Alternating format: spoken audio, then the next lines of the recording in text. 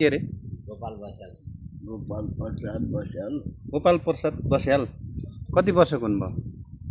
83 मा लाइयो 83 मा हो ए आमा हुनुहुन्छ कि नै हो छोरोले के हो गर्ने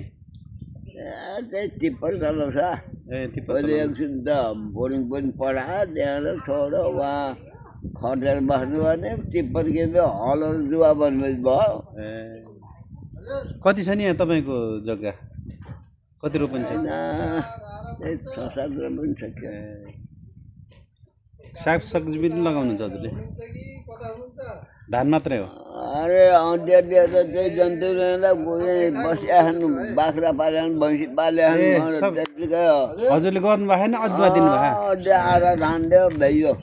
जम्मै उनीहरूको जति उब्जाएको खाने सबै त्यही धान आधा दिने अरू सबै भैँसी पाल्नु भएको छ कि नै हजुरले भैँसी पनि तिनीहरू पाले घर छन्